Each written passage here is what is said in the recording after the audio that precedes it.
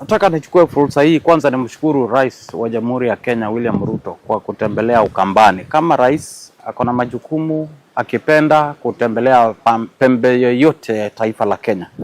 Lakini akiwa Ukambani, particularly Makueni County, kuna mambo ameyatamka ambayo imeacha wengi katika taifa letu na wengi katika Ukambani na maswali ya kwamba atafanya nini, atafanya chochote juu chini kuona ya kwamba Wakamba kwa serikali. Tunasema asante Mheshimiwa Rais, lakini hayo maswali tuko nayo, tunashindwa tukiona baadhi ya viongozi wetu vile wameenda.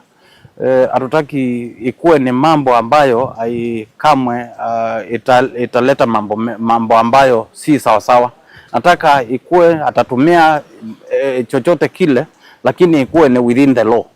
Jambo la pili ni kwamba ni vizuri hata akikuja mara milioni moja Ukambani, hata akuja atufanyie nini, ajue sisi tuko na kiongozi tunamwamini, ambaye akona nia, akona sera, akona plan, is well tested na akona record na najulikana, ambaye sisi tunamfuata, na huyo ni aliyekuwa naibu wa rais na rais wa 6 kwa majaliwa yake Mwenyezi Mungu, Daktari Kalonzo Musyoka.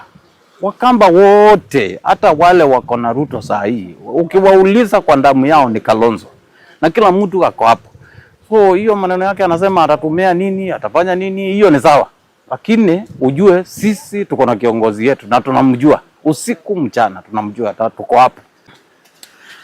Tumeona maneno ya maendeleo akiyazungumza, akitembea, akisema atafanya hii, atafanya ile. Langu ni ombi, tafadhali Kenya Kwanza, nyinyi wakati mnapitia huku, matusi tuachane naye. Kuongelea viongozi wale wengine vibaya tuachane nao. Tunaambiwa hatuna plan. Ile plan tuko nayo ni kuhakikisha kwamba elimu ya bure katika taifa letu, kutoka pre-unity kwenda mpaka vyuo vikuu, ni ya bure na inasomwa kikamilifu.